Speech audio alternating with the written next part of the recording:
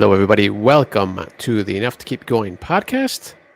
This is episode number 368 for December 15th. Yes, 15th, 2024. I'm your host, Tom Master 99, and this is our big 8th annual Game Superlative show.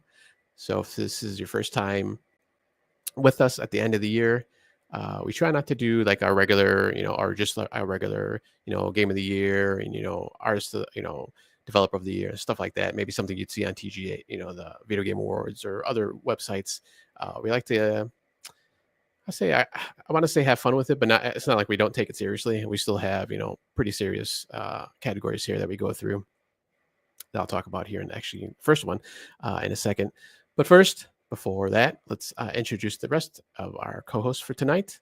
I have all four, and I think it's been a while since we've had all four of us on the podcast. Well, one, Mr. Swiss Guard, making his return. How are you doing, Swiss? It's my favorite show of the year. I can't believe it's been, I guess 2017 was the first one, I think. But it's kind of nuts that we've been doing it so consistently all these years. So yeah, it's been a while. And then we have, of course, Mr. Game Logic. Game, how are you doing? Good, man. How are you guys? Happy holidays. Yes. I like the Christmas tree behind DBQ. DBQ, how are you doing tonight? I'm doing well. I've got the Christmas tree. I've got my Mario Christmas mug. Nice. I'm rocking my Butt Stallion Christmas sweater t-shirt for Borderlands 4. So I am all holiday out and ready for this night and next night as we go through our superlatives. That's right. So big that we have to break it into two nights. Well, most likely we will have. So we'll try to get through. I think we target for like at least half of the categories. We have about 14, or we have 14. So we'll try to do at least half, maybe a little bit more. Depends on how it goes. But let's get started here with the main GX stories, which is going to be nothing but just go ahead. Just one comment for you. I should also say, while it's a fun show and it's a big wrap up and there's a lot of thought that goes behind it, it's also kind of, at least for me, like the most relaxing show of the year with the least amount of prep time required for the least amount of like tech mumbo jumbo going on. So looking forward to tonight, kicking back and relaxing. Right. There's no gameplay that you've got to show. We're not prepping any news stories or any analysis. It is pretty much, we just going to talk about the things that we have enjoyed or the things that we have not enjoyed over the course of this year. Yep. And actually, for personally, I think it's been easier because I actually kept a spreadsheet this year and kept it up to date pretty much consistently throughout the months. So that was one good thing. I think that makes us 4 for 4. I think everybody now maintains a spreadsheet.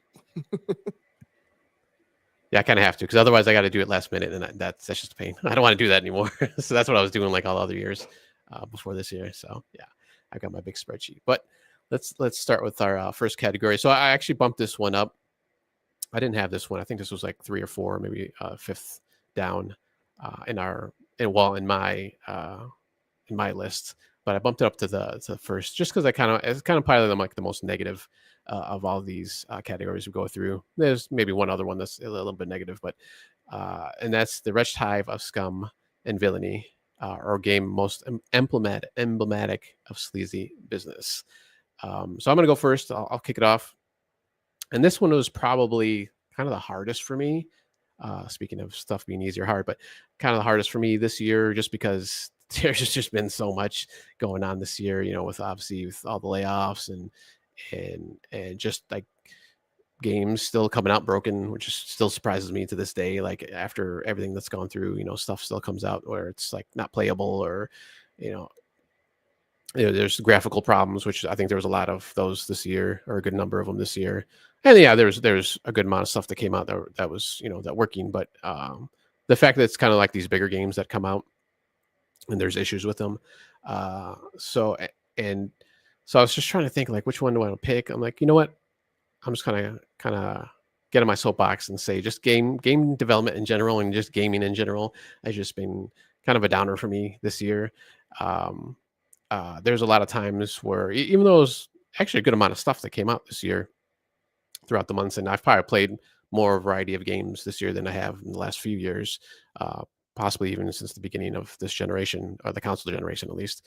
But it just, there's just like stuff that, and actually my first choice was Microsoft. I was going to pick on Microsoft specifically, but then I was like, just gaming in general, just I don't know, something was like out of whack this year, that just kind of got to me, and so it was just kind of just, it's the community, which obviously sometimes community is just, they're going to be, the Debbie Downers out there, there's the vocal minority out there, but I don't know, it just sometimes it just got to me this year. So just kind of gaming in general, and it's not so much like I'm going to be like, oh, I'm off gaming, I'm never going to game again or anything like that. But it's just, I guess, just kind of everything just kind of accumulated and just kind of was just kind of pounding me down this year. So just kind of the game industry as a whole, and slash game industry slash the kind of community was just kind of a downer for me this year. Game Logic. Any specific? And I was gonna say, any specific things that really kind of feel like touch points for you there? Well, like I said, the one thing I was going to pick on Microsoft and just kind of their missteps this year, and just kind of their, and this is even not just this year. It's been like the last few years, just kind of their, just them like at the beginning. I think it was the beginning of this year where they had like kind of the sit down with the kind of the C-level execs, where they kind of did that round table, saying, hey, this is how we're going to do it this year, or it might have been even a continuation of that if that was last year. And and stuff didn't kind of go the way they wanted to. Obviously they say one thing and then they do something else, which okay, stuff happens, and you're gonna do that. But it seems like they're constantly doing that this year, and just having other missteps that they've had throughout the year, with announcements and just games coming out and stuff like that. So specifically, that's like one of them. So any other comments on that? If not, go ahead and Game Logic if you're gonna. You can go. No, I think my pick will be a continuation of that. So yeah, go ahead. You're next on the list, so you can go if no one else has anything. Yeah, so I just want to go back because actually I think I lost the lead there in your pick. So your pick was the industry or the community or both? Pretty much both. Just Okay. gaming in general. Just everything. Everything to do with gaming. Okay. So just amplify or put a bit of an explainer behind this category. So and I think, did we do like an explainer of like the overall? I mean, we said it's not like game of the year, but to put a finer point on it, like we pick 14 categories every single year that are kind of modeled around like your high school superlatives. So like class clown, most likely to be successful, that kind of thing. That was kind of our tongue-in-cheek label of it. And so this particular category, while it can either be a game, but it can also be an industry, a participant of the industry, somebody who had really bad PR for the year. I think one year it was like Blizzard because of like somebody's pick was like Blizzard for like the thing they had pulled, censoring the guy for the esports event, and so like it could be it's wide open really in this category. But my pick is a continuation of kind of yours, maybe a subcomponent of yours, Tao, which is I'm happy to hear you say it, or at least makes me less anxious about my pick, because I directly picked Microsoft. And let's wind the tape a little bit back to May of 2024. Microsoft had already laid off 1,900 employees out of the game division in January, specifically a number out of Activision after finalizing the Activision Blizzard acquisition in the fall. But specifically, they went and they closed Tango Gameworks, Arcane Austin, Roundhouse Studios, and Alpha Dog Studios. So Alpha Dog being a mobile game developer, Roundhouse being a support studio that was absorbed into ZeniMax Online, the guys who do the Old Republic online. And then, of course, Tango Gameworks, who had received a lot of accolades for Hi-Fi Rush. Kind of just like you said, Tao, right? The thing that has been, like, I've through periods of various changing leadership, I have thrown accusations at both PlayStation and Xbox for bad messaging. And more so in the past, it has largely been PlayStation because of the whole Sean Layden and Jim Ryan thing about crossplay, telling people that, oh, well, we're concerned about people's behavior, when the reality is they were just angling, trying to figure out how they were going to recoup revenue from people enabling crossplay, from mealy-mouthed statements like, oh, it's not like flicking on a switch. And then Epic, like the Fortnite developer said, yeah, we kind of actually just flipped a switch. And granted, from a software development perspective, obviously they had done a lot more work for that. But the point is once it was done, the only thing they had to do was hit enable. But I mean, this generation in particular, like the Xbox, like marketing and PR has just been, I mean, I can't qualify it as anything less than horrendous right now. And this is a case in point. Aaron Greenberg in 2023, with his vocalization on Twitter about, how great Hi-Fi Rush was doing and how the numbers were great and they were right in the ballpark of what the company wanted.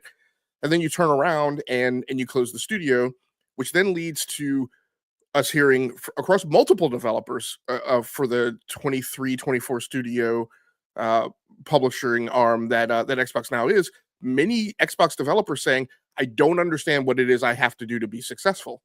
Because here's a studio that did, as far as we were told, everything that they were told they needed to do, and the end result is they got closed.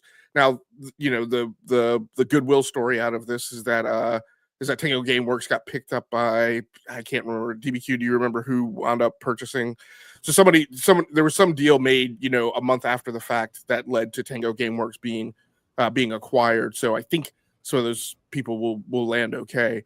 Roundhouse Studios, of course, is based out of Wisconsin. Was, like I said, was absorbed into ZeniMax Online. Funny fact, they used to actually be Human Head Studios, which made Prey, which was a game that went through development hell and then finally came out. And then, if I'm not mistaken, some trademark rights or whatever were purchased by PlayStation so that they could make Prey out of wait, do I have that wrong? Not PlayStation Studios. Actually purchased by Arcane so that Arcane could make a variant of Prey, of a game, completely different game, but a game that used that trademark name, Prey. So a lot of this is attributed to Game Pass not doing what people think the industry thinks that the business actually needs, investors not being happy. Matt Booty's statement when these studios were closed was that the intention was to double down on high impact franchises and titles, and to do so, Microsoft needed to lean up and consolidate. Various financial analysts suggesting and finding research that indicates that Game Pass is potentially eating into game sales. And also, to put it, the part of it that is on Tango Gameworks is just the fact that it looks like Tokyo Ghostwire and The Evil Within 2 didn't really move much of a needle commercially. So Wretched, Hive, and Villainy, I put that on Microsoft, not for the fact that they closed the studios, but for the fact that they've gone for the last 4 to 8 years pom-pomming that all of these acquisitions, that the studios would be safe, that it was to give people a lifeline, that they didn't have to worry, and then to turn around and do the exact opposite of what you've been saying is kind of a problem. Yeah, and Krafton is the one that owns them now. Yeah, they have PUBG developers under them too. So yeah. So any other comments on that one?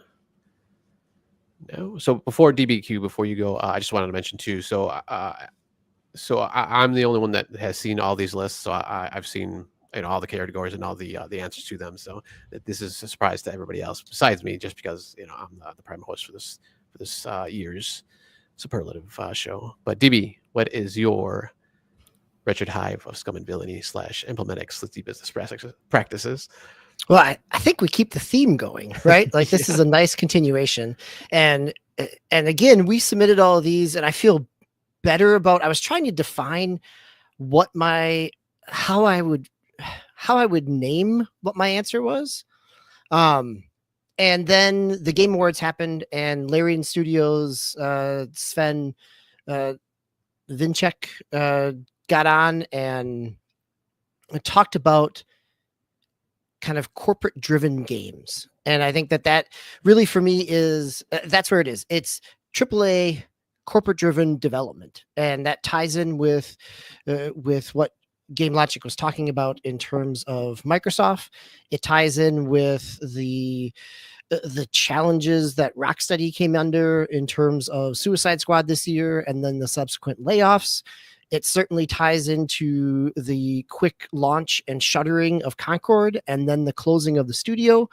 even for successful games like Square's Final Fantasy VII Rebirth and the vast amount of time, resources, and funding for it, and the real challenge of the difficulty of turning around a profit in an industry that's chasing big graphics, big investments, big sustainability, live service pieces, where and I feel like the counterpoint to your kind of feeling bad about the entire industry, Tao, is that I found joy in a lot of smaller games this year and a lot of smaller development teams and a lot of indie pieces because of not having to kind of have that corporate weight on it. And so for me, this is both a reality of the direction that we've been going, and it's only going to get harder to be successful in game development as the PlayStation 5 Pro launches and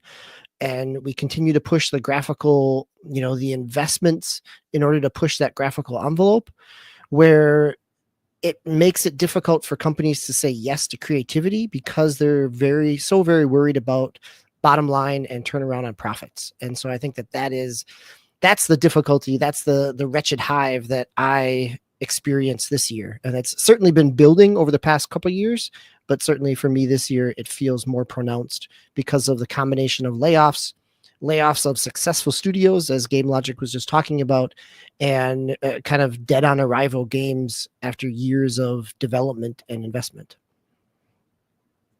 DBQ, I'll add, I want to say a resounding theme that I believe that I've picked up on throughout the year. You talk about your enjoyment with smaller games and how there seems to be at least part of the industry that's skating away from that corporate bottom line shareholder type of thing. It seems like I feel like I've heard you mention on multiple occasions, because I think I ask every single time, and I think mobile games on this podcast have become smaller as I think all this. Swiss, I can't remember. Swiss, did you buy a Steam Deck? Not yet. Okay, I probably was talking about it in the chat that I wanted one, but I haven't bought one yet. So three out of the four of us have a Steam Deck. So I think the amount of mobile content we tend to cover is smaller, because I feel like the Steam Deck has eaten into a little bit of that. But when you have talked about mobile games, I ask every single time, like, what is the monetization strategy? What are the ads like? Blah blah. And on several occasions when I think I've pulled a gotcha, I think I'm about to have an aha moment. You've come back and said it's a game. You pay your money and then you get access to all the stuff. I feel like I've heard that more this year than ever before. So it's an interesting trend to see. Yeah, I mean, I think in the mobile games that I have spent the amount of time on are mostly have been one-time purchases, right? Like spending lots of time with Balatro, Athenian Rhapsody, a number of other kind of one-shot games or games that I'm already I have access to because I've been either in Apple Arcade for most of this past year or a Netflix subscriber. So definitely the monetization piece is, as Tao and I are definitely guilty of diving in and losing ourselves in Marvel Snap, but also being able to snap out of it and come away with it as well. So yes, I think that's. Go ahead. So I'm sure you don't play these games, but I too have noticed the Netflix mobile games now popping up kind of at the top of my Netflix feed, sometimes depending on what device I'm on. And I'm like, there's a lot of hentai type games here, right? Burbled to the top. I'm not sure. I need to, I've been wanting to check because obviously I have like my profile and then my wife's profile and then my kid's profile. I'm like, I hope this is not what's presenting at the top of my kid's profile. So, but I need to check that out. There are definitely a lot of narrative-based romance games that are tie into some of their shows. That's for sure. Yeah, I think that's mostly on the mobile when you see that kind of where they kind of bump up the mobile. Yeah, obviously the mobile games. I've never seen that. I don't think on my TV or anything like that, or on PC. But I don't usually use it too much on PC, but definitely on my TV. So you're safe there. All right, Swiss Guard. So we've all kind of hit the kind of overall themes. It looks like you've picked out a game here specific to call out on.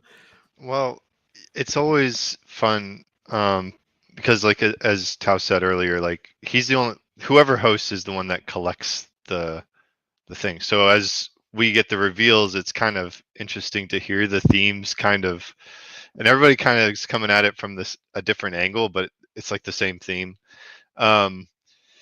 I've felt the same kind of like, man, gaming's just not the same. And I don't know if it's just like nostalgia me, like thinking about it like an earlier time, or I mean, I do think that things have evolved poorly lately.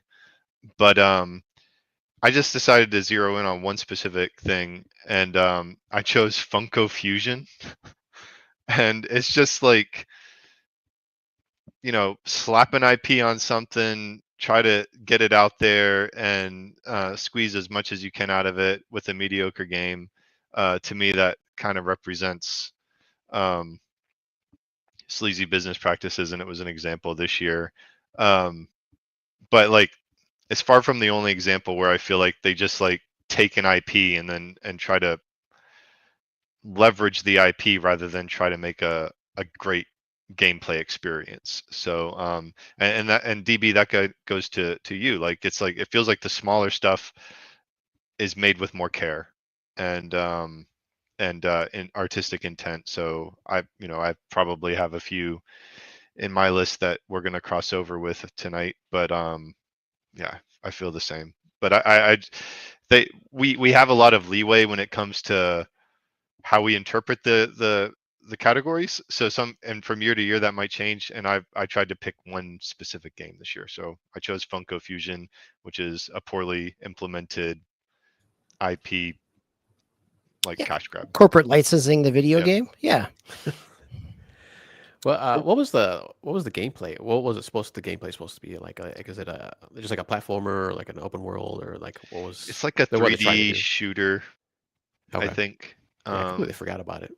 Kind of like the most recent Star Wars, Lego Star Wars, where it Yeah, had I a little think more it takes those took that as an inspiration. But Okay. Yeah, because I remember it had like, I think it was like a He-Man. It was like they kind of had like the older like IPs kind of out front, and then mixed in with some of the newer stuff too, obviously. But I never did get a chance to try it out.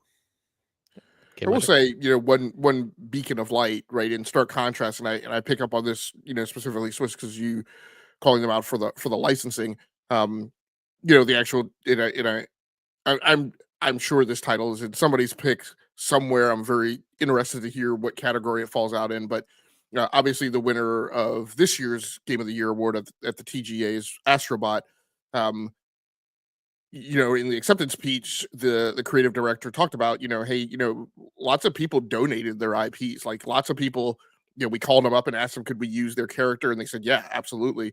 And didn't ask for any, and he mentioned, they didn't ask for anything in return. So, yes, while there's a ton of cruft kind of seeding and eating its way through the gaming industry, and into the creative fabric, that was one beacon of light, to hear that had kind of been the perspective of a lot of people, despite their corporate overlords. Nice. All right. Let's get out of the Grandpa Simpson, shaking our fists at the cloud now, and let's move on to some happier categories here. So number 2 here that we're going to go over is the biggest surprise game from this past year in Game Logic. You are up first on this one. So what is your pick? And in my instance, I did pick a game. The game in parentheses on this title means, on this category, means it actually originally started with us attempting to make it the biggest surprise in a game. But then we had years where, there were just things that, like, too many cast members didn't have, as far as like a moment in a game that just kind of took them off their feet. So for me this year, like I said, I did pick a game. I picked Shin Megami Tensei Vengeance. Not and I pick it as my biggest surprise game because it was the biggest surprise game for me. Like, I don't necessarily expect other people coming to the game to be super surprised. It was released this year for 8th and 9th generation consoles, having previously been released for Nintendo Switch only. It was also released for PC this year. Contained expanded content. So let me go back.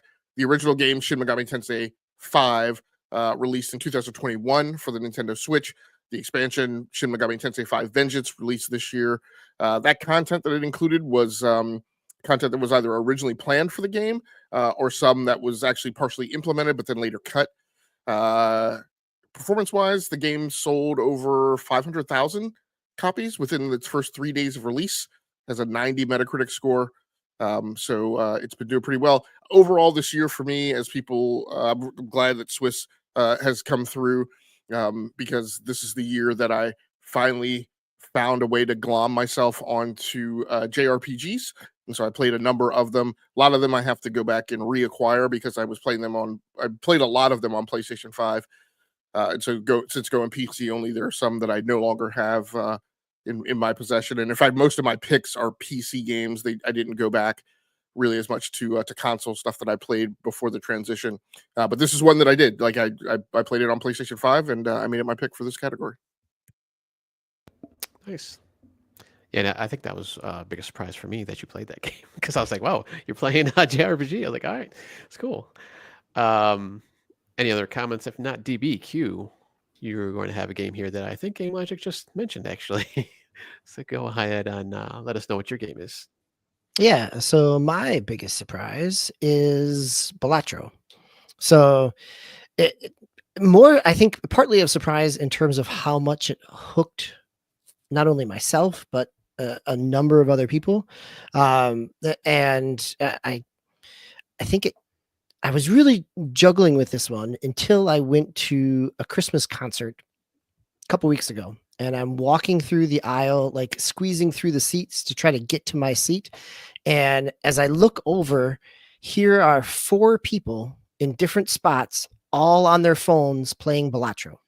And this is not the place where I would have thought I'd be seeing somebody playing on their phones at an orchestra concert, and not just like a high school or orchestra concert, like a kids orchestra concert. This was adults sitting there playing Balatro.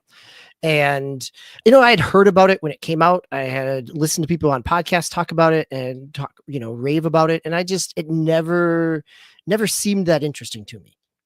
And then it came out on mobile, and then I couldn't put it down. And then my son couldn't put it down. And he and I are talking about what Joker builds and how far. And, and so it took on a life of its own to some degree. And when well-deservingly so. I mean, it's a greatly designed, it's well-designed game, great integration of poker mechanics, and a rogue, and it feels, both my son and I got really into Solitarica a couple years back, which is kind of a rogue solitaire based game in terms of using cards as a mechanic to battle.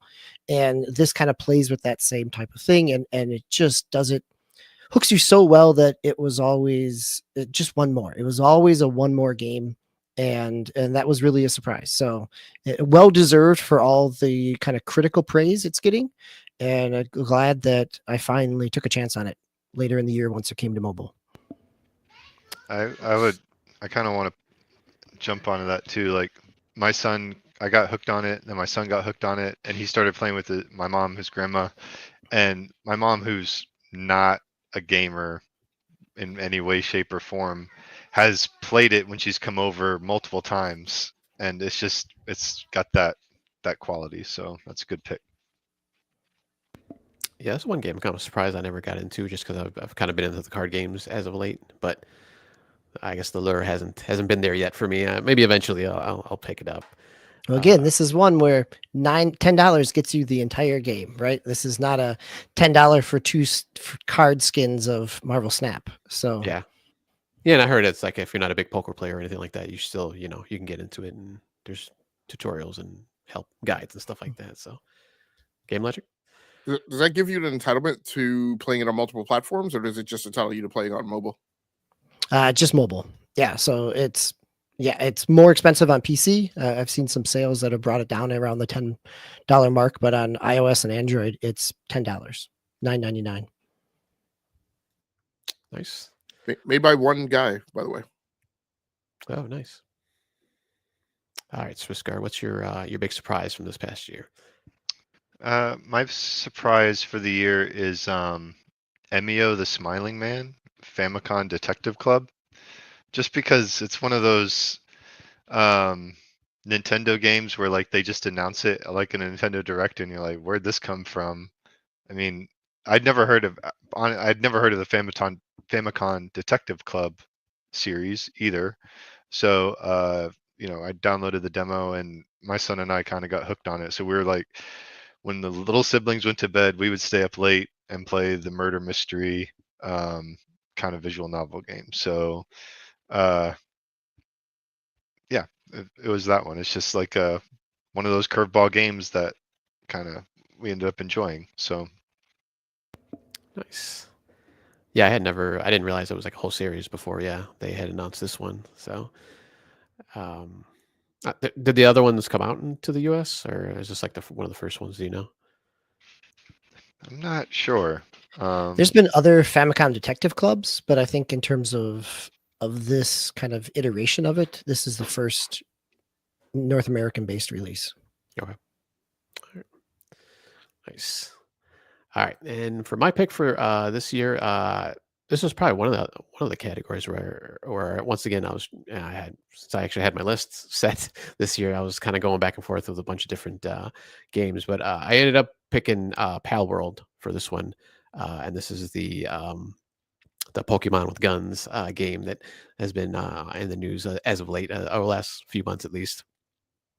More to me, and I think for most everybody too, is more of a survival kind of arc type of game more than Pokemon. Like, yeah, you can capture these creatures and stuff, but it's kind of more survival where you're constantly gathering materials and you gotta watch out for heat and cold, hot and cold environments and stuff like that, and you have to um, there's raids that happen on your home bases if every like I don't know few hours within the game, not in real life, but stuff like that. So to me, it was more of a survival game than just like a Pokemon game. Yeah, there's elements of it. Obviously you're capturing creatures and stuff like that, and you can battle them against each other, or you can even have your own character that you create as a human or humanoid. They can fight these pals as they're called in the game, yourself. So you don't have to rely on your pals all the time. So it was just something I had seen it the previous year when it was, and this came out like right at the beginning of the year, right? I think end of January, I believe, when it was released. Still in early access, I believe, even to now. But they had been showing it off and had like alphas and betas and stuff that you can get into. But I was just like, I might try it. It looks kind of goofy, it's just Pokemons with guns, like everybody's saying. But once I actually started playing it, I was really enjoying it, and I still go back to it every once in a while. It's kind of one of those games like No Man's Sky or Minecraft, where it's, I can just jump back into it anytime I want. Build up my base, and I think they've had at least 2 major updates where they've added some new areas within the game. I think they have another one coming out right before Christmas, actually. I think the 23rd. Another one of their big updates where they'll add another island or just another area you can go and explore and catch different creatures and stuff. So that was my pick for this year was Pal World. So let's jump into our next category, New Lease on Life, or Best Ported Game. And DBQ, you're up first for this one. I'm excited to hear what other people had, because this is one that probably changed the most over the course of the year. And in part because there were so many re-releases, so many remasters, so many potential options. So I think it's a game that in my initial list probably had Mario versus Donkey Kong, the kind of remake of the GBA game. Then I had my winner here, but I thought that Tetris Forever might take its place, but it really didn't.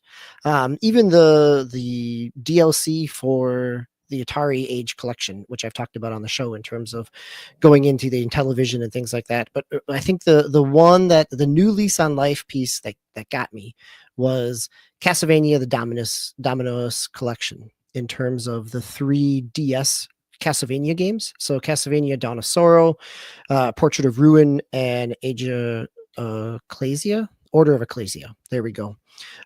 Because they really have been trapped on either in emulation or on the DS. There was a couple of them were released on the Wii U, I think, but even at this point, that's trapped on your Wii U, which can no longer connect to anything in terms of an online server. So giving them a new lease on life and having the Castlevania Dawn of Sorrow is just a game that I love, have fond memories of. It was a day one purchase for me when I bought the DS Lite when it first released, and I have always enjoyed Metrovanias. And so this was a good kind of I'm glad that it gets out there and that they've replaced much of the touchscreen pieces with button prompts and other things that allow for modern interactions with it. Nice. All right. Swiss Guard, you're up next. What do you got? Well, I think I had the same thoughts because like there's a lot of games, especially from Nintendo, that came out. There's like Paper Mario, Luigi's Mansion 2. Luigi's Mansion is like a big deal in our family. Like everybody loves those. But I just kind of ended up picking a game. It's like I just like the series, so I was happy to see it get a new release. I chose Ace Combat 7 Skies Unknown Deluxe Edition just because I like Ace Combat 7, but I'm justifying it based on the Lease on Life and the best ported game because I think people were a little bit surprised at how well it ported to the Switch when they wouldn't have expected it to do well on the Switch. So hat tip to the developers and just, you know, I love Ace Combat games and happy to see people happy playing Ace Combat. So Nice. Yeah, it's been a while since I played, I think, one of those Ace Combat games. It's been a long time. All right. So one question go I ahead. want to ask about that, Swiss. So I mean, so you're calling this title out. I just want to, did you play this on Switch? 'Cause not you on the played this- Switch. No, Okay. I have it on Steam, but we don't technically have to have played the games that we choose for superlative categories. I did not purchase Funko Fusion either, just for the record. No, yeah, that's very true. That's why I asked because Yeah. I was curious. Because back when I had a Switch, I was looking at this because obviously I'm a big fan of the game and the franchise as well. But then I was like, my problem with Ace Combat is you very, very, very often you have the forever missions. And I can't remember DBQ. I think it was a episode we were on where I talked about some game that I was playing that like every time you went to it, it was like, oh, now go do this. Oh, now go do this. And Ace Combat does a lot of that. And I was like, no, there's no way I could like on those little tiny thumbsticks. Like I'll have like arthritis, in my thumb joint by the time I get done with an Ace Combat 7 mission on that. Well, it got me like getting the itch to play it on Steam again. So that certainly accomplished that. But every time you guys talk about the Steam Deck, it's like literally every time I play a game on Steam, like I start to imagine, okay, how would this be comfortable on the deck? So I'm wondering how that would if I need the screen or if it would function okay on the Steam Deck. That's okay, Swiss. Now every time that I play a game on the Switch, I think, why am I not playing this on? Can I get this on Steam? Can I play it on the deck? I have the unfortunate, I guess, problem right now with my Switch where it's like super slow. So every time I play my Switch, I'm thinking, when is Switch 2 coming out? Because I really need it really bad. But anyways, so my game here, well, Swiss kind of bent the rules there, and that's fine because I'm about to do the same thing. So the original game here that I'm about to talk about is still popular, I think, for the most part. Like I see everybody always praising this game. No one knows. I don't think anyone has ever had an issue with Deep Rock Galactic, the original. But my pick is Deep Rock Galactic Survivor, which is the Vampire Survivor like game where it's just like. Although this one is in 3D graphic, it does have 3D graphics. It's not sprite based like Vampire Survivors, so that's a little bit different. And you can actually dig through the environment, which obviously you can do in the original Deep Rock Galactic game. And so and this is more of a kind of a personal thing to me because I played Deep Rock Galactic, and actually I think we played it together. I don't know if it was this year or last year, and I played a little bit more after that, and I kind of just fell off of it. And since I had been getting into like Vampire Survivor likes, is I guess how we're gonna call them. Brotato is another one that was out there that I've tried, and this one kind of hooked me a little bit more though, just because you can do the digging within the environment, within the rocks, and you're picking up the different crystal or kind of minerals and stuff that you can do. There's the power ups that kind of come down like within the environments to just kind of a little bit different and almost kind of like an extraction thing, because you have to get to the the extraction point once you've kind of done your mission for whatever that is for that level or for that map that you're on, and then you have to get to the rocket to go on to the next site. So there's some differences here and there, but it was just something that I really enjoyed this year, and I thought it kind of brought me back into that Deep Rock Galactic kind of universe. And I think they released one other game, right? Or they're going to. I forgot what there was a second game I think they were going to release. Totally I don't kind of remember what different it is, genre. but I Yeah, think they did. Yep. Kind of, yeah, yeah, a new genre within that franchise. yeah, which is kind of nice that they're they can play around with, and successful. I think it did pretty well. And I don't know. I know when it initially released, it was in I think early access. I think it might still be. I'm talking about Deep Rock Galactic Survivor. So, yeah, I think it still is. I mean, they've had a couple updates, like they've Yeah. added new biomes over the course of the year, but I think it's still in early access. Yeah. So yeah, that was another one that I was actually gonna pick for my big surprise, but then I ended up going with Pal World. So, but yeah, that was my pick for this year for New Lease on Life, best supported game. Might have to skip Game Logic now because it looked like you stepped away for a second. So let's just jump into our next category. Wait. Can you Oh. repeat why you said how it's justified as a best ported game?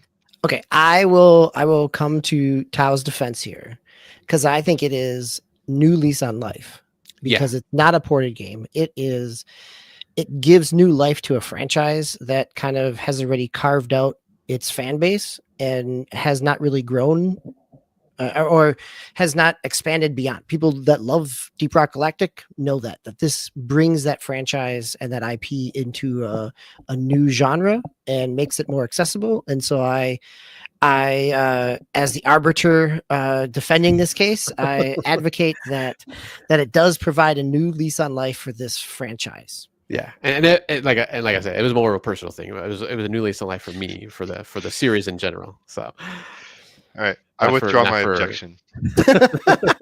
Not for like the See, series overall.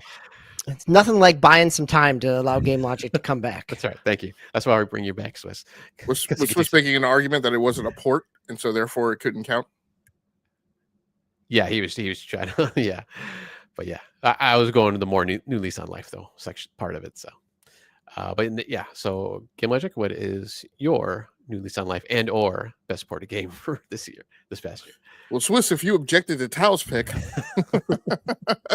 let's. One thing we should remember this. I'm pretty sure these used to be two separate categories, because I think it was a New Lease on Life was originally a we had in mind like live service games, but the problem was that if we rerun the tape,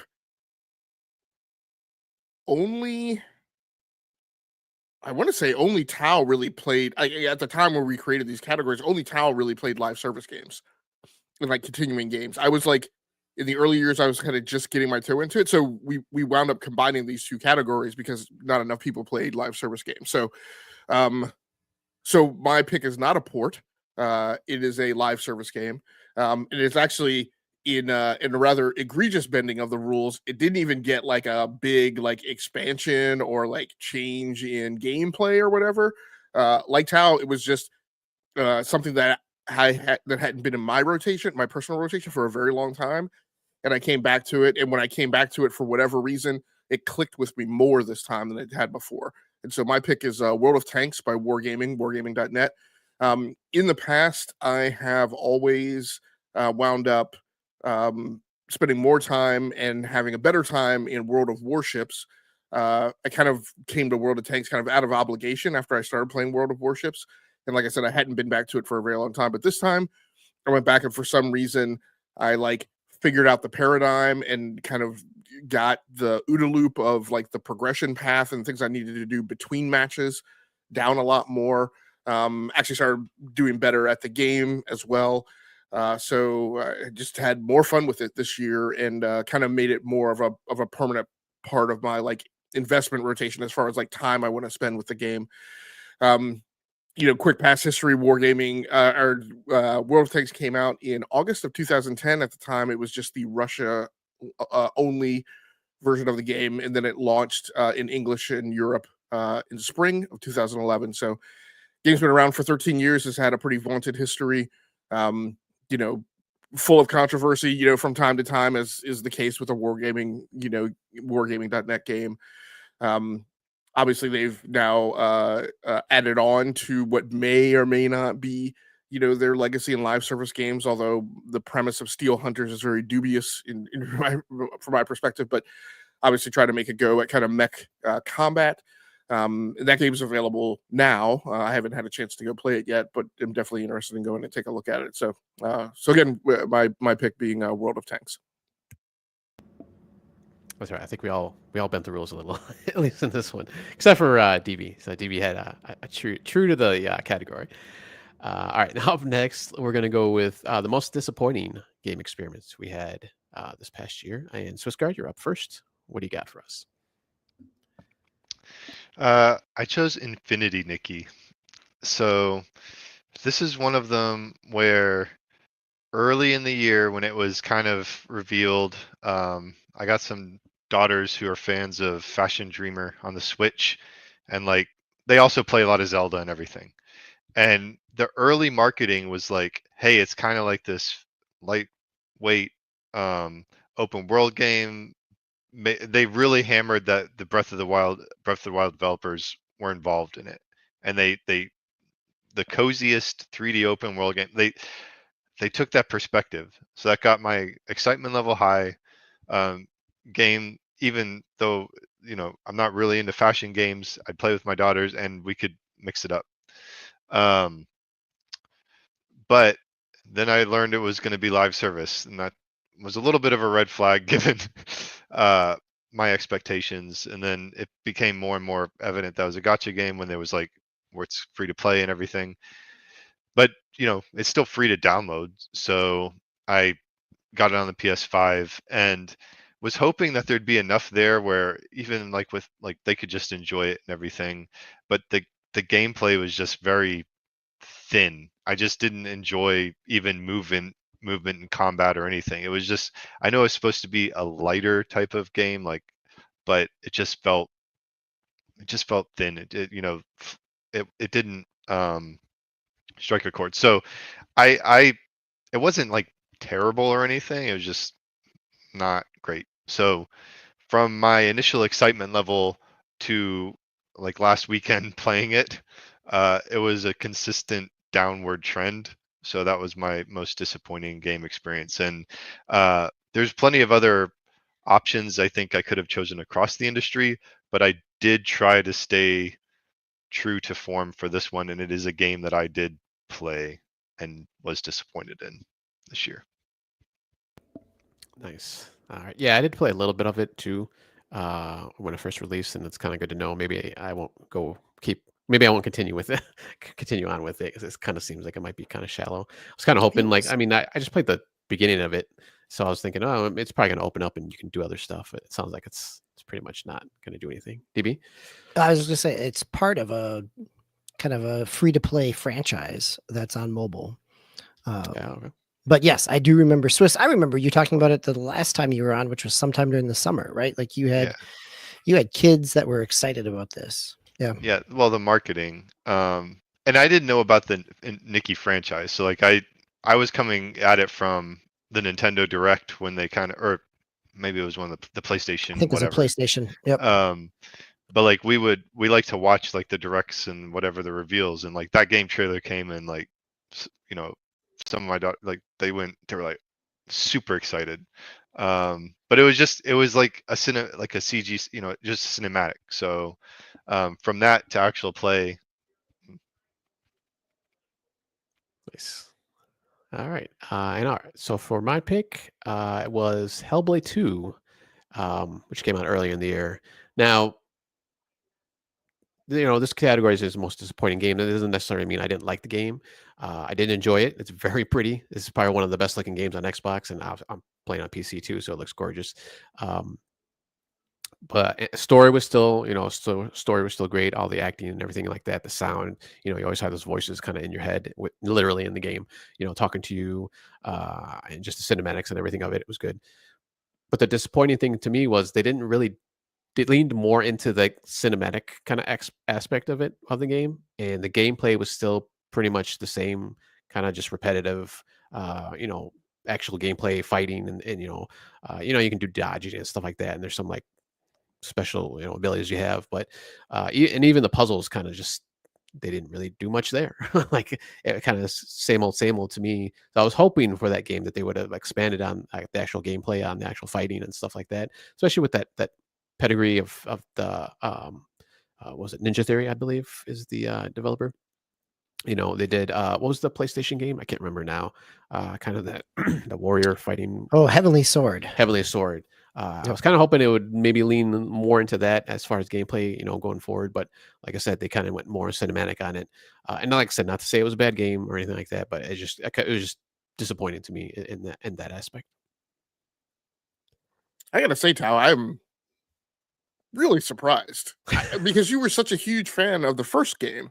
Like I Yeah. was like this is definitely, and I mean, I guess we haven't really, because I want to say the episode that I talked about it at length, I don't think you were on. So I think that was another one where like you talked about it one week and I hadn't played it, and then when I had played it, then you weren't on. So Yeah, it was off. Yeah.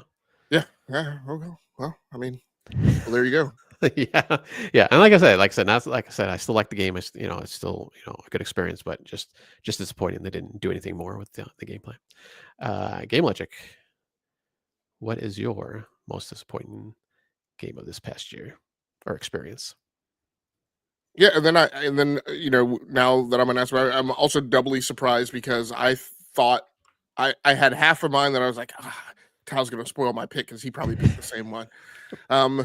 So and ladies and gentlemen of the audience, like this is why this episode is so enjoyable for us, and I hope is enjoyable for other people, because of like as we make these picks, coming down to the end of the year, having played, I'm not sure how much everybody else played, but I like played 26 new games this year. Didn't finish them, but just 26 new games that I had experiences in. And for all of us, right, and then you multiply that times 4 hosts, and for all of us to come through all those experiences, and then we get down to these picks. And of course, there's a little gamesmanship. You're trying to guess, what the other co-hosts are going to pick, and then you get bamboozled like this. It's quite fun. So my pick for most disappointing game experience was X Defiant by Ubisoft. Game from Ubisoft San Francisco, released in May of 2024. And of course, just this month, Ubisoft indicated that they were shuttering this game, soon to be. Servers go offline in June of 2025. The game, shortly after, I want to say, not even released in like the last beta, I think, when it was an open beta and people and content creators were allowed to stream it. It quickly rocketed to be one of the top streamed games on Twitch, passing Warzone and Modern Warfare 2, which, there's a lot of postmortems going on right now. And I have to say, I think there were indicators, right, that this thing was going to actually challenge Call of Duty. And obviously that's what a lot of people who were fans of the game were hoping would happen, as a thing that skated close enough to the Call of Duty formula, but then did enough different. This is a game that by June was at 11 million total players, with concurrence as high as 300,000. And then by August, it had dropped to 20,000. I mean, just an abysmal, precipitous, cliff jump, in terms of numbers. So, I mean, I unfortunately I can't say that I'm. Of course, anytime a game fails, you always feel badly. For me, I think I've mentioned, my personal feelings and experience in X Defiant weren't that great or that high, so I'm not like nothing's being taken away from me, right, by the game shuttering, unfortunately. So people have, I think, gone and found other things to play. Like lots of those people have gone back to Call of Duty, I think is the unfortunate end result. Yeah, definitely playing both of this and then obviously the new Black Ops. I was definitely one of those, and actually this was close to one being my disappointment for this year. But then I ended up picking up Hellblade. But yeah, definitely. It was. I mean, it was a good game, but just not enough to keep me going on it. All right. Oh, and thank you everybody for joining us tonight. Looks like E-Nate, Ramon. I think that's it for right now, at least that have joined us in chat. Thanks for joining us tonight. DB, what is your most disappointing game experience this year? I'm glad Ramon posted that. I was gonna make a call out to everybody in chat. Feel free to join along and post your picks for the category. Although, yes, we have been bending rules. So, Ramon, I will extend that same grace to you because Jedi Survivor was a 2023 game and not a 24 game. But you are not wrong about the state of its release. So, but please continue to post. This is great. We are glad to have this engagement. We've had great engagement with the community over the course of this year. And so thank you all for joining us. And we'd love to hear your picks as we get on as well. So my biggest gaming disappointment, or my big game experience, disappointing game experience, is Nintendo World Championship NES Edition. That again, this was a $30 game. This definitely had the feeling of filler in Nintendo's kind of sparse catalog release for this week or for this year.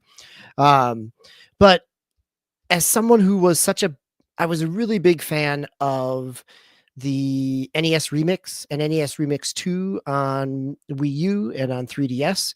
The idea of taking little snippets of classic NES games and giving you kind of speed run or point challenges. But the way that this game does it and locks so much behind some pretty steep curves that as you earn medals, you have to use those to unlock other things. And so for something that we have access to these games in so many other ways, like this was a potential to really kind of open all these challenges up and make it more playable. And it just not only was more limited in terms of accessibility to it, but also in terms of scope, that there could have been so much more in it. And that's where it lands for me, as really being a disappointment, that I was hoping for something more than the price tag and the kind of filler kind of subtext of it allowed it to be. Go ahead, Game Legend. So I don't have a comment on DBQs. I actually want to swing back to your pick, Tal. So did you have a question on DBQs? Oh, no. Go ahead if you have a question. So one thing I do want to ask is, somebody just brought up Indiana Jones in the chat, and like, I mean, kind of like my misgivings about Indiana Jones harken to kind of a lot of what you're mentioning about Senua's, but you've said that you're high on Indiana Jones and are planning on going over and checking it out. So any concern about any of those similarities, or have you already gotten past that because you've already played a little bit of Indy? No, yeah. Unlike last week when I said I probably wouldn't play it for a while, I actually did play it this past week. So and no, so far I haven't seen. I've seen some like weird like graphical things as far as like, and it might have been my PC too, because I actually had to move the game to a different hard drive at one point. But overall, I haven't really seen any issues, and I'm pretty early in the game though. I probably played about maybe 2.5 hours, 2 hours at the most, 2 hours at the most. But yeah, so far it's been a pretty good experience, and they don't hold your hand on this one. Like you got to look for stuff. It is, it's not points on the map it's a little bit. There's points on the map, but a lot of other stuff that you kind of just got to find on your own, which is kind of nice. You don't have to just be led to like a horse led to water to everything. So yeah, so far so good. I'll say it that way. All right, so let's jump into our fifth category here. And this is the dev or publisher with the best attitude in the face of adversity. Game Logic, you mentioned in the last one that I might actually pick X Defiant, but and take your pick. But this time I did take your pick, so I'll get to this one first. And I picked GSC Game World for Stalker Heart of Chernobyl. I was trying to out with all these picks, not just this one, but trying to for once, because I think over the years, like I was always trying to go outside of what I hadn't played, because I wasn't playing a lot of different things over these past few years, up until like probably these last couple of years, where I've actually kind of just broadened my horizons. So I was trying to do picks that I've actually played this year. I think there's only one maybe that I picked that was from all these categories that wasn't something that I might have actually played this year. But yeah, I picked them just. I mean, obviously they've had a terrible time, with the war going on in Ukraine, and that was basically my overall pick in Game Logic. I don't know if you had anything else to expand on that one. I have a lot. Right. So So I guess if we're passing the torch, so this was also my pick for this category. But in stark contrast, this is probably my favorite pick of all the picks to make this year, and I have no problems if anybody else has this pick. It's one of my favorite because I've spent a ton of time following along with the history of GSC Game World. So if you'll allow me a few minutes to indulge, GSC Game World was founded in 1995 by Sergei Grigorovich. Fortunately, we don't have anybody who's as an expert on Russian pronunciation like Swiss is on Japanese pronunciation, so I won't have to worry about somebody tripping me by the shoestrings. Um, they were the first company. Interestingly enough, the Berlin Wall came down in 1989. Ukraine was the first gaming studio in the Ukraine to localize PC games in the Russian language. So obviously, as the wall came down, and then you had the fall of like the Eastern Bloc and the elimination of the Soviet Union. There was lots of animosity between Ukraine and Russia, as we can see today with the ongoing Russian invasion. And so Ukrainian studios were not of very much mind to localize games into Russian, but GSC Game World did. GSC, interestingly enough, and I didn't even know this until today, they are the initials of the founder, Grigorovich Sergei Konstantinovich. And at the time that he came up with the idea for GSC Game World, Grigor was 15. And so in 1996, and he came up with the idea for the company, I think in like 1993. So then he finally launched it. He launched it 3 years later. At that point, he was 18 years old. At the time, the company was 15 employees. One of those employees included his younger brother, Evgeny. Now, if Grigor was 18, Evgeny must have been, I don't know, 16, 15 years old himself. And we'll loop back to why I mentioned Evgeny here, because he figures very importantly. Like I said, Grigor was 18 at the time. In December of 2011, so, a decade plus more later,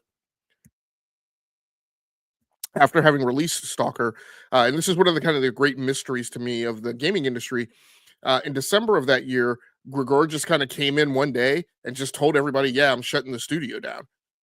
He really gave, to this date, has never really given an explanation for it. He just said it was for personal reasons. Now, one other employee of the company who I think was in the finance department, or maybe was the CFO, again, it was a small company, but mentioned that it was because of finances. But regardless, in December, Grigor came in and announced that the studio was shutting down. By February, all of those developers were out on the street. In 2014, Evgeny reopened the studio under the same name and took on the role of CEO. And they started development for Stalker 2. Actually, Stalker 2 had been in actual development by the original GSC Game World before they shut down. So Stalker 2 has been in development, I mean, forever. The Russian invasion of Ukraine began in 2022, I think 2 years after Stalker 2 was officially announced I can't remember if it was announced at Summer Game Fest or TGAs. I think at TGAs. Over the years, several kind of disgruntled, disenfranchised lead developers have left GSC Game World, the original incarnation. One of those left and formed 4A Games in 2006. And I think I mentioned on an earlier show when the original GSC Game World dissolved in 2011, a lot of those developers kind of went off in, I would say, 3, maybe 4 kind of primary vectors, and you could see the sprinkling of their DNA throughout the industry. A large group of them went to 4A, and so the way it kind of went down, developers, lead developers, prominent people on the staff had left the original GSC Game World, and then when it dissolved and people migrated out, then in 2012, they went to companies that had been established by former team members that they had worked with.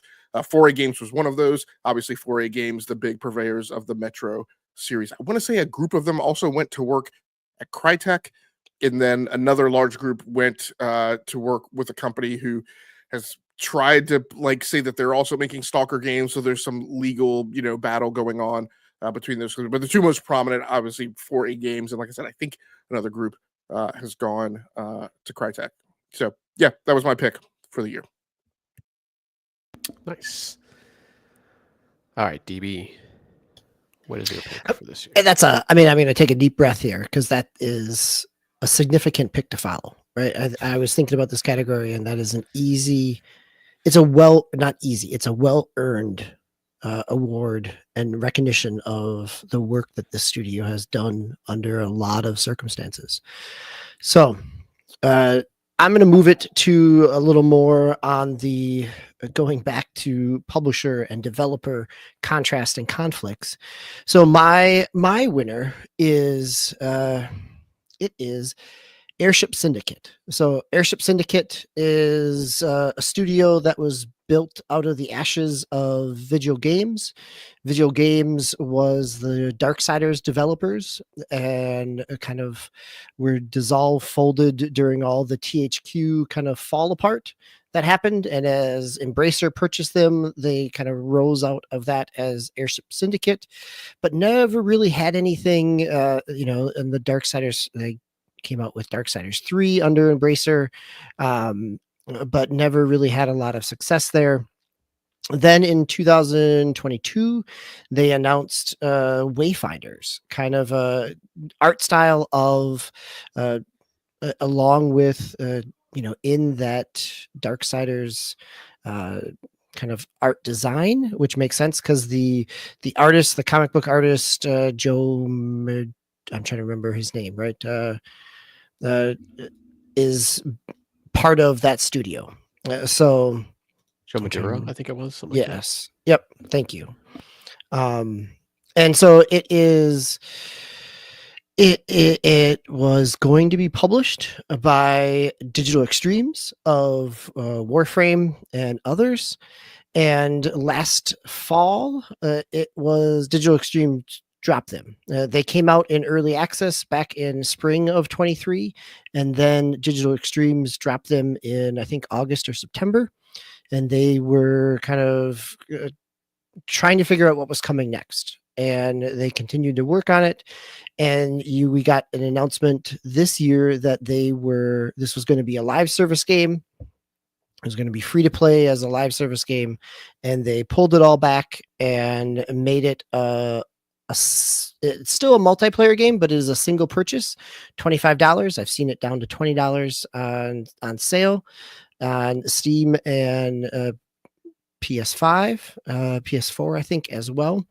But now it is just a single purchase. It is funded by themselves, and that they have got it out there. They came out in early access over the summer in terms of their new model, and did a full release of it this fall. And they've gone through a couple quality of life updates, the most recent one being in December.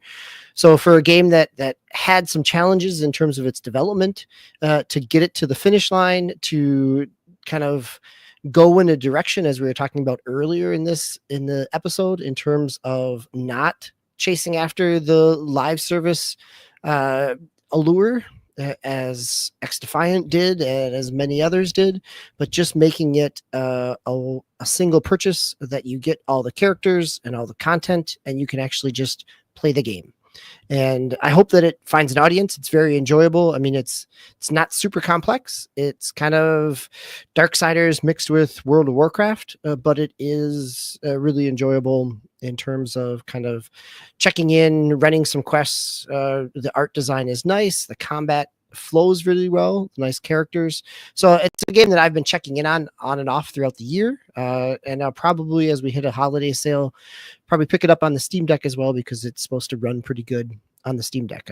I was in on the early access last year and have been tracking it, but really am surprised that in a time when so many other development studios and publishers, that things just get shuttered rather than have a chance to get a second life to them. So that's why Airship Syndicate, with their work with Wayfinders, makes my call. Nice. All right. Swissguard, what is your pick for dev or publisher with the best attitude in the face of adversity? I'm going to take DB's last comment about studios getting shuttered and kind of extend that. So my pick was Tango Gameworks, and this is more of a like a just a positive news thing and like more hopeful because I guess the timeline, Hi-Fi Rush was released to a lot of acclaim. I think Microsoft, praised it and praised the studio, and then they shuttered it in May, I believe. But in August, they announced that they were, being bought by Contrast, as we discussed in the sleazy business practice segment to start off the night.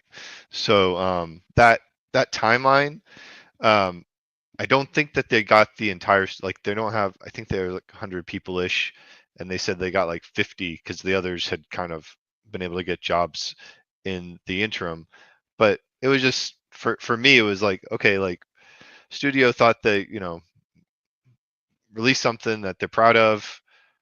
Doesn't matter. Microsoft still like doesn't help them. Another studio has, and even after all that time, they were still able to kind of be like, okay, we're going to try to stick together as a team and keep, working together and investing in our artistic vision. So, maybe not the most serious pick, but I think because I think GSC Game World has a much more legitimate face of adversity.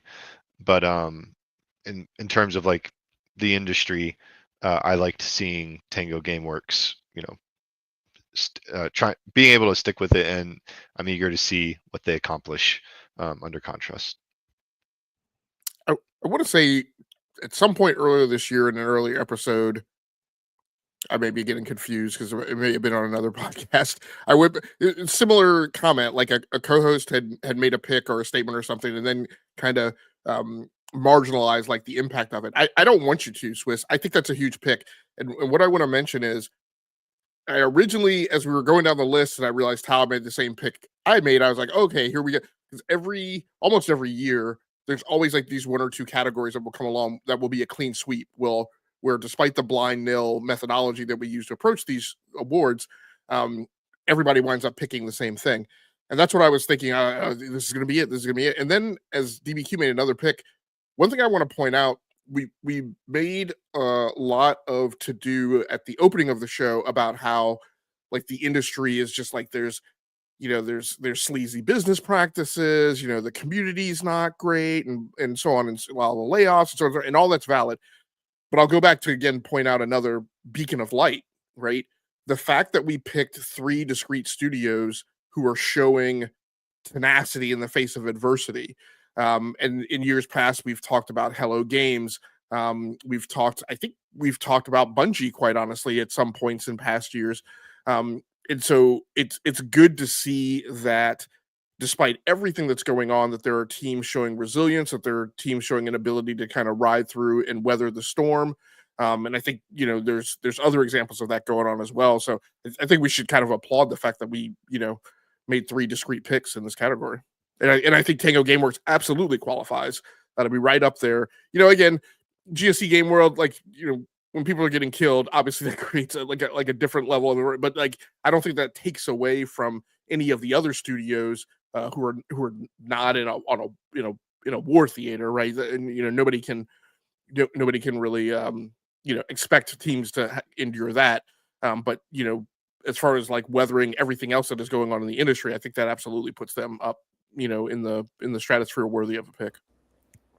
Yeah, definitely. I mean, obviously these people have, families more likely, to take care of, or, loved ones. So, they have struggles, different struggles, obviously, than GSC World. Obviously, GSC is, it's it's a special. I don't want to say it's a special case, but it's something that's not, out of the normal, the normal thing that's going on. So, all right, let's jump into the next category. Category number 6 is best storycraft. Game Logic. I almost picked this for my best storycraft, but let's hear what you have to say here for this pick. you would have had to endure a lot of cross-examination on this one I know. now if you made this pick. So my I pick could have is- justified it, I think. You could absolutely. So this is for all the Nickelbackers out there. My pick was Senua's Saga, Hellblade 2. Despite the fact that I'm kind of in the same place, I'm not necessarily. I wouldn't say that I was necessarily disappointed by Hellblade 2. As with many things, I often, I would definitely commented about the hyperbole that lots of brand fans kind of ran off out into the netherworlds with. I think we talked about not Indiana Jones. There was a recent Game Pass release, Stalker 2. Actually, I talked about, like, again, lots of people had heaped a lot of weight upon the shoulders. They do it kind of constantly with a game that's coming out on Game Pass or a game that's coming out for Xbox. There's often this effort to attribute a lot of burden to that one particular title that somehow it's supposed to turn Game Pass around, or or reignite the Xbox brand. And I'm like, let's just let the game be the game. And so, same thing, kind of Senua's Saga had a lot of burden put on its shoulders. Same thing, again, expectation that it was going to cause people to bump the Game Pass numbers, that it was going to receive a lot of accolades at the TGAs and other award shows. Again, as we've talked about here in recent weeks, there are other award shows, and you really need to look at all 4 of at least the major ones. The BAFTAs, DICE, GDC, actually 5 Golden Joystick and TGAs to really make an evaluation of whether or not a game is getting its due. But Senua's Saga Hellblade 2, obviously by Ninja Theory, set in 9th century Iceland. Bigger budget, bigger dev team this time around. I think Ninja Theory is about 100 employees total, 100 plus, and about 80 plus were on Hellblade 2 before it was all over. Game obviously done in Unreal Engine 5, and I think that, we have a lot of bad things to say about Unreal Engine 5 games over this year and over the last couple of years. And while this game was not highly performant, it was obviously at 30 frames per second on console. And I think would just get north of 60. I think I was getting like in the 70s-ish on PC. I think at the end of the day, it was still a good display of Unreal Engine. Game obviously came out in May 2024, and then accolades gained so far: won Best Audio Design at the TGAs, and also won Best Performance for Melina Juergens as well. So overall story, like I get and understand, it was a lot of imbalance for a lot of gamers, right? In terms of it skewed heavily towards story, didn't dig into visceral combat as much as people maybe wanted to. Maybe visceral is not the right term, but just didn't have the breadth and depth of the combat experience that people wanted. I mean, it's not God of War, it's not Spider-Man, fine. But at the end of the day, in terms of story, I still think it's an incredibly engaging story. Kind of one of those games that you could definitely take the combat sequences out of and just string like the cutscenes and some of the I'll call them kind of faux cutscenes, because they were kind of cutscenes, but they were kind of in like action as well, and put those things all together and make a movie. I'd sit and watch that movie on YouTube. So I had a good time with it from a story perspective. Nice. All right. Yeah, I might still get some flack from my pick, but we'll go on to DBQ first. DBQ, what's your choice for best storycraft? So I had picked up and talked about 1000 cross resist, 1000 time resist last month, thinking that it might make its way into this category, and I just never got far enough into it to see all the twists and turns. So I want to put that caveat out here. But a game that I did get far enough in and through, and it's also a relatively short game, is Europa. So Europa it is by Helder Pinto, who's a art designer at Blizzard, and by Nova Dust. It is kind of Journey meets Breath of the Wild type landscapes in some ways, that you are this little android robot, childlike. It's out on Switch and PC. I played the demo this summer during one of the Next Fests and talked about it on the show. Haven't really talked about the game itself because it's a beautiful game to explore. It's very peaceful. It's a lot of open landscapes. It's the thing I enjoyed most about Breath of the Wild and Tears of the Kingdom, is just exploring and not actually getting into combat. That it ends up, but the narrative here is you are on Europa, one of the moons of Jupiter, which has been terraformed, and the general narrative is that Earth is running out of resources, is under an environmental ecological disaster, and you are here kind of seeking out new potential. But the world that you're on, the Europa moon, while it's lush and green and beautiful and there's ice and water, there are also these remnants of yes, exactly, Laura. It is based on reality. And I think that's a piece of it, right? Like it's really affecting in its narrative because it doesn't necessarily hit you over the head with any type of specific themes, that it does it through visual storytelling, and it does it through a number of journals that you pick up over time as you move through this world. That, as I was saying, even this world, while it is lush, it is also filled with kind of rusted out large robots and other types of machinery. And so there's been some type of attempts at civilization on this planet before, on this moon before. And so you're uncovering all these different pieces. And so there's multiple layers there, that it's not simply just a kind of environmental, cautionary story, but there's multiple themes in terms of whether humanity deserves these attempts, or that why have these attempts failed again and again, and what else is going on that is not simply just seeking out resources.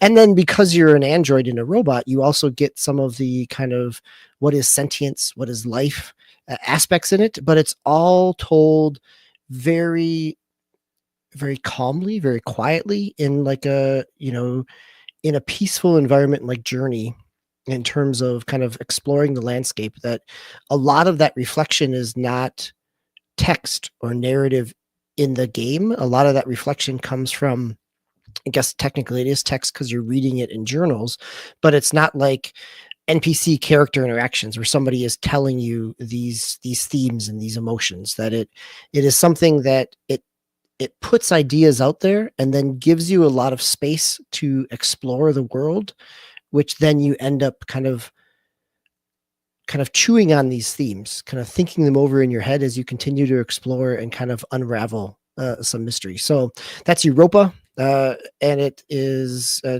relatively 5-6 hours, depending on how far around you explore. $15 is its base price. All right. And I'm sorry, you played this on. I played it on Switch. I played the Switch, demo on Steam, but I picked up the game itself on Switch. Nice. All right. Swissguard. What do we got here for best storycraft? So I just went with Paper Mario: The Thousand-Year Door because it's a Paper Mario franchise, and I always like how they do when it comes to just the dialogue and the interactions and everything. And we highlight story craft the way we do, and it's literally Paper Mario. So it's crafted. Translating it literally there, Swiss. Nice job. But I considered this game for the new Lease on Life, because it originally was it's like the GameCube one that's super rare, right? But ended up putting it in this category just to give it the shout out, and went with Ace Combat in the other one. But yeah, it's not. That's the pick. It's the just the hat tip to the way that they can just have that tone. The tone. It's the tone. I love the tone of that franchise. So This was this a remake or just a re-release? Or It's a remaster of the Remaster, okay. GameCube for Switch. Yep. So, make sure- I kind of figured to circle back though, when Towmaster said his most disappointing experience was Hellblade 2, I figured based on Game Logic's reaction, we'd be seeing Hellblade 2 come up in a future category, um, with the contrast. But yeah. Sorry. So for my pick, and I did contemplate picking Hellblade 2, but like it would have been hard to. I mean, I could, like I said, I could have justified it, and I even mentioned when I was saying it was my disappointment of the year that the story was still there. I still enjoy the story and all that, but I went with a different pick, and I went with something a little bit more fun, maybe because it's something I haven't. It's a game series where I haven't played the story campaign in a while, and that's Call of Duty Black Ops 6. I think the last Black Ops game story campaign that I actually played was probably the first one, the original Black Ops. But the last Call of Duty campaign that I played was Advanced Warfare, and that I actually went through and completed. I haven't gone through any other Call of Duty campaign since then. I always just jump into the multiplayer, and then when Warzone came out, there's two different kind of multiplayer games that that I want to play, but for all the flack that it gets a lot of times, and it's a short campaign, even though a lot of people are always complaining that a lot of games nowadays aren't very are too long because we got these big epic 50, 60, 100-hour games. Call of Duty is usually been like 6 to 8 hours, and I think they're even getting shorter than that right now. I haven't finished it yet, but it's always just like I always equate it just to like a big fun popcorn movie. There's always a ton of great action sequences in these games, and this is no different. And actually, in this one, the storytelling is really good, but the acting is really good. Like they have some, I think they have what's his name? Lou Diamond Phillips. Sorry if I'm spoiling anything, but I think he was in the trailers. But he's in the game, so you got obviously a big Hollywood actor in there. But then obviously you got just like regular game people, people who do the the voices for games and stuff like that. So and it's really well acted. It's always a well acted game. I think there's another actor in there. I can't remember the name. I think it's one of the women in the game that's might be a Hollywood actor too, or maybe I've just seen her in other games or heard her in other games. They use her likeness, but I just and even before, like I used to play a lot of them before Black Ops, like the original Call of Duty and stuff like that. So I've always just liked them for that kind of big like adrenaline rush, just watching like a summer blockbuster or something like that. So that was my pick for this year for best storycraft. Yeah, amongst the voice acting crew, you had Yuri Lowenthal, who is Peter Parker in the Spider-Man games by Insomniac. You had Nolan North on the cast. Lou Diamond Phillips, as you mentioned. Not seeing anybody else that's jumping out at me right away, but I'll keep looking. All right. So yeah, that was my pick. So that will bring us to number 7, and I want to kind of bring it to all of everybody here because we're at I'm in almost an hour and a half. I don't know if we want to go with number 7 or if we want to just kind of wait till tomorrow and continue. I think let's get 7. Just I'm good with 7, and then okay. Yep. All right. So number 7, our 7th category here is the best comic relief character, or just put best comic relief in a game, and then it could be a specific character. DBQ, who do you got? Right. So this category has used multiple different interpretations, right? Sometimes it's been an individual character in a story. Sometimes it's been a game itself in terms of its humor. I remember Game Logic and I having conversations 2 years ago or 3 years ago, maybe at this point, whenever Guardians of the Galaxy came out, in terms of the writing in that and the humor there. So my pick is based on the general humor of the game itself. And this is small little game, but one that made me laugh out loud, and which, doesn't happen nearly as much as I would like in a game. And it is Tiny Terry's Turbo Trip. So it is made by a Dutch developer, a single guy with a little bit of contract work from others. Sneak Flat is the name that he goes by. It is kind of pitched as it's a very cartoony looking game, but it's inspired by Simpsons Hit and Run in terms of kind of the tongue-in-cheek GTA aspect of it. The character models are very rough, cartoon animated, but the writing is hilarious. I'm loving the humor. And it's been a fun game. It released back in the spring, maybe May, but it's a game that, because of its open worldness, that I've picked back up a couple times just to kind of interact with. I think it's in early access, so it's not super long, but it's one that has definitely made me laugh out loud with its dialogue. Nice. All right. Swiss Guard. What do we got for best comic relief in the game? I chose Jimbo the Joker from Balatro because he's literally a court jester. Is this really just your chance to talk about Balatro? Is that what this is? Basically, Okay. yeah. I wanted to get Balatro in. So I could have chosen Balatro in a couple of different places, I think. And I settled on doing it here so I can mix in some other games, which is another thing we do sometimes with this awards show. But I will say though that like as I'll echo everything DB said about how enjoyable the game is and how addictive it is, but there is a subtle like sense of like I like the sense of humor too, even if it's a very subtle one. Just like the puns or like the jokes in the various jokers that you can get, like, you know, I enjoy that. I enjoy everything about the game. Like I like how they have the CRT mode for the graphics. I like how clever. I like the feeling that you get when you hit the right multiplier and you can see it just like skyrocketing as you go through because you've finally got like a nice set of jokers lined up just so and built your deck just so. So it's a good solid game. No, he's not going to be like comic relief. He's not Star-Lord or something like that. But thank you for letting me talk about Balatro. That's right. That's the second time that's come up, so that's fine. It's a good game out there. All right. For me, this one I'm gonna pick a game for this because of its, I guess, kind of comparison to Starship Troopers, and that's Helldivers 2. You kind of have that over, kind of just,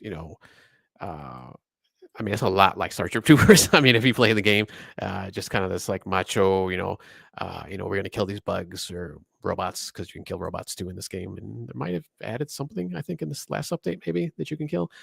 Just kind of the overall theme of the game, just kind of the tongue in cheekiness of it. Just kind of the goofy things they say, like when you're on your kind of battleship before you start a round, as they're kind of, if you walk around and kind of like, I don't think you can actually talk to people, but people just start talking, just saying kind of goofy things. And in the battle, when you're in battle, just, saying, we have to kill these bugs and just all these other kind of macho, kind of, things that come up, from the different players in the game. So that was my pick for this year for comic relief. So I actually picked the game this time instead of an individual like I usually do, I think. Game Logic, what do you got for best comic relief? For my pick, I picked a pair of characters, a duo, for for their kind of acerbic back and forth. And as I mentioned on the show, look, when it comes to humor, I have notions of comedic genius, like that Abbott and Costello, who's on First Routine, to me is absolutely one of the greatest pieces of comic writing that's ever been put together very early in the era of stand-up comics. But I don't really, but in video games, like there's not anything that I particularly hook on to, like in terms of comedy. And I don't play a lot of like slapstick games, like what was the one from last year that was the Game Pass game, High on Life. Like that is the type of game that I don't typically like go in for a game that's like deliberately comedic. So my choices here will be pretty thin. As we all know, I'm a fan of guilty as charged, call me, of Whedon-esque kind of humor, which has gone from like Whedon's Buffyverse shows and has filtered over into Avengers and the type of style of humor, dialogue humor that is typical of kind of the Marvel movies. In similar vein, I felt like the dialogue between Solus and Rook in Dragon Age: The Veilguard was very analogous to that style of humor. So I kind of attached myself to it. Quick data card rundown on Dragon Age Veilguard. It's actually set 10 years after Inquisition, which is kind of interesting because game time matches real world time in this case, because Inquisition came out in 2014. Dragon Age was known, Veilguard was known as Dead Wolf up until I think 2022, or maybe even later. It got a Game of the Year nomination up until the last I think it was either this summer or early this year when they announced the change. Okay. Yep. It got nominated for Game of the Year for the Golden Joysticks. It got a nomination for accessibility at the TGAs. What's interesting about its development trail, and it's kind of rife as a tale of development hell, but and we've talked at length on this podcast about how BioWare was just a studio that was kind of in shambles and needed to prove that it had gotten his mojo back. I personally think with Veilguard, it did. I know everybody didn't like it, but I don't think it's a really big question about whether or not it was a commercially well-received title.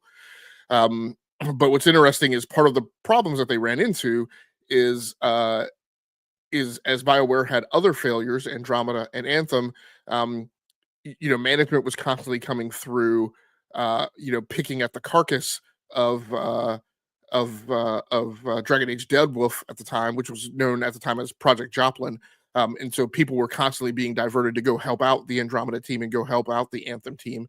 Eventually, the game was actually canceled in 2017 because a big part that I think that was supposed to be a big part of the game was it was supposed to have a live service component, but because of all the struggles that they were experiencing with Andromeda and Anthem, they just were stretched too thin on staff. There was an unwillingness to hire the number of people that it would have taken to take on a live service component, and because the game was not going to have a live service component, EA just said, yeah, we're not going to do that.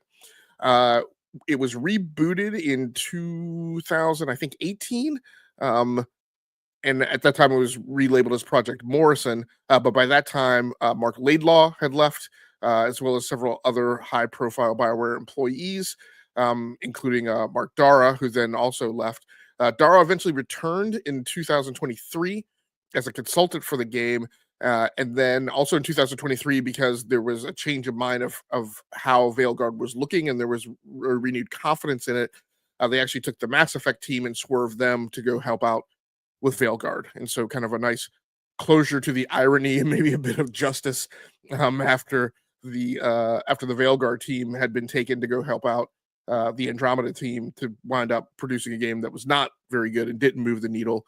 The Mass Effect team was directed to come over and help them finish up Veilguard, and that turned out pretty well, seems to be looking like. Nice. All right. So that's going to do it for tonight. We're going to stop there. That's half our list. So tomorrow we'll be on again at around 7 Eastern, or 7 Central, 8 Eastern. We'll start with number 8. I'll give you a little tease, most likely for a family game night. So please come back for tomorrow for that. Thank you, everybody who joined us in the chat. Wara, Brap, Enate, I believe, was in there too. We'll see. Hopefully, we'll see you guys tomorrow and everybody else. Gentlemen, thank you for joining me tonight. Game Logic, DBQ Hams, and Swiss Guard. I believe we'll all be here tomorrow night to finish off our Superlatives show. Please take care of yourselves out there.